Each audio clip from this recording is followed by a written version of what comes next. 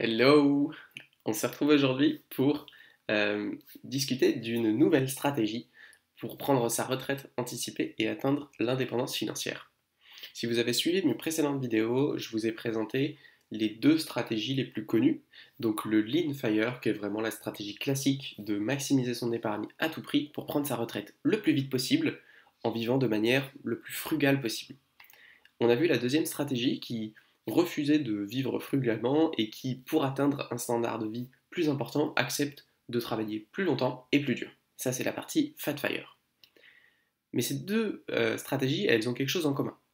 Elles ont une période, ce qu'on appelle d'accumulation, donc entre les deux stades de l'indépendance financière, la période d'accumulation et la période de préservation. Les deux premières stratégies, elles acceptent de sacrifier beaucoup de temps, beaucoup d'énergie dans la période d'accumulation. C'est-à-dire que pendant cette période d'accumulation, il va y avoir une volonté vraiment très active de réduire à tout prix ses dépenses et de maximiser ses revenus. Et maximiser ses revenus, qu'est-ce que ça veut dire? Ça veut dire travailler plus dur, travailler dans des métiers qui ne vous intéressent pas forcément du moment que ça paye bien, et potentiellement travailler à côté, pas forcément dans des projets qui vous passionnent, mais dans des projets qui, vous pensez, peuvent vous rapporter de l'argent. Donc il y a vraiment cette notion de gratification délayée dans le temps, avec cette fameuse expérience des marshmallows qu'on fait aux enfants. On leur dit, on leur laisse un marshmallow, on les laisse dans une pièce, on leur dit je reviens dans 15 minutes. Si dans 15 minutes t'as pas mangé le marshmallow, je t'en donne un deuxième. Bah, en fait, c'est exactement ce que fait le marché avec nous. C'est exactement ce que fait le capitalisme, et c'est exactement ce qu'on accepte de faire, et c'est la promesse que l'on prend si on suit une stratégie Fat Fire ou Lean Fire. On se restreint pour pouvoir être plus libre dans le cas du Lean Fire ou plus riche dans le cas du Fat Fire par la suite. Ici, je vais discuter d'une stratégie qui est un petit peu différente. C'est ce qu'on appelle la Slow FI, donc l'indépendance financière lente. Et donc en fait, c'est vraiment différent parce que on a quand même cette stratégie, on a cette volonté de planifier notre avenir, on a cette volonté de dire bon bah aujourd'hui, on ne sait pas du tout si l'État va être en mesure de nous donner des pensions qui vont être correctes et on ne veut pas vraiment se focaliser là-dessus. Et on ne veut pas non plus atteindre 60, 62, 64 et on ne sait pas parce qu'ils repoussent l'année de départ à la retraite à peu près tous les ans, donc on a l'impression qu'on va jamais y arriver. Euh, mais par contre, on ne va pas forcément, euh, comme le Lean Fire, chercher à prendre sa retraite le plus tôt possible. C'est pas forcément le but. On va pas forcément chercher à augmenter son niveau de revenu et à avoir beaucoup d'argent quand on sera retraité. Ce qu'on va viser, c'est la stabilité. Au fond, euh, l'indépendance financière lente, c'est un petit peu l'indépendance financière que nous promet l'État, mais faite à notre sauce.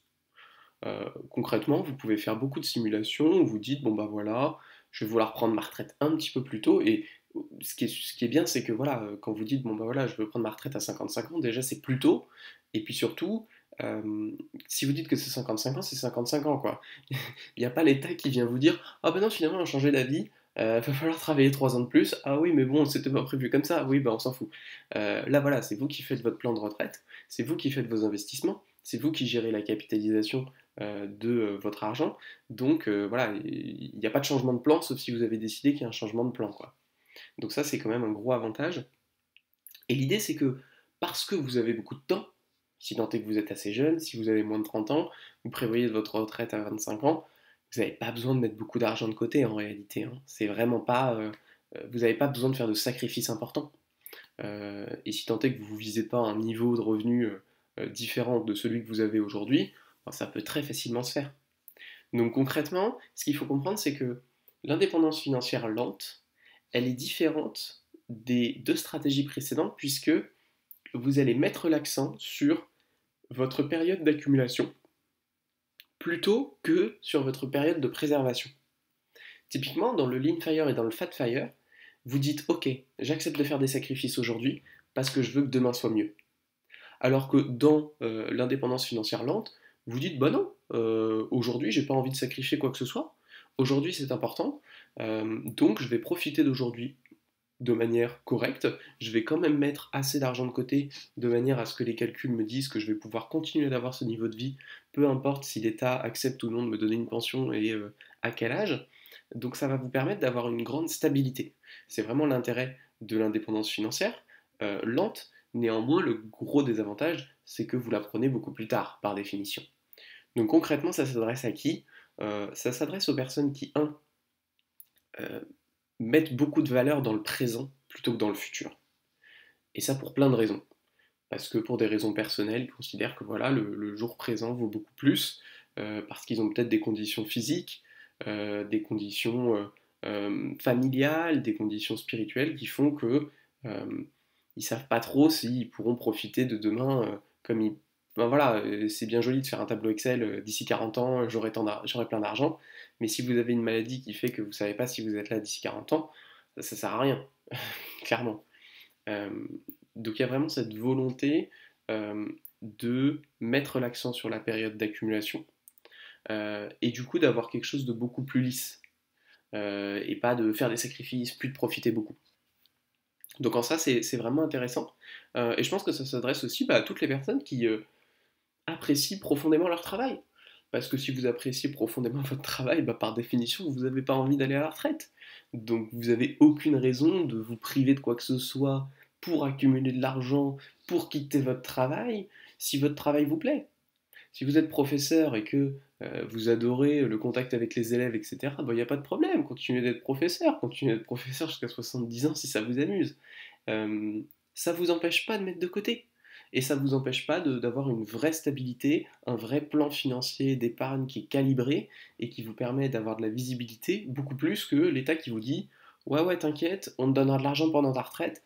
Et après, voilà, on a tous vu effectivement ces témoignages qui sont absolument déplorables, quoi.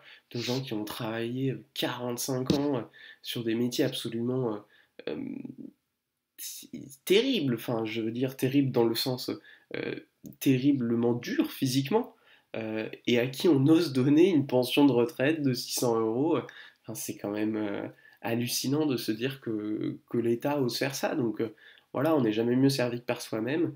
Même si vous appréciez votre job, je pense que ça vaut le coup de dire, bah voilà, je vais faire mes plans pour prendre ma retraite vers telle période, avoir tel niveau de revenu, sans forcément compter sur effectivement l'État à ce sujet-là. Et si l'État vous donne quelque chose, eh bien vous serez bien content de l'avoir en plus. Mais bon, qui peut le plus, peut le moins. Donc ça, c'était pour l'indépendance financière lente. Il restera une dernière vidéo sur une dernière stratégie sur l'indépendance financière qui sera la prochaine. Donc n'hésitez pas à vous abonner et à me dire dans les commentaires laquelle de ces différentes stratégies vous préférez.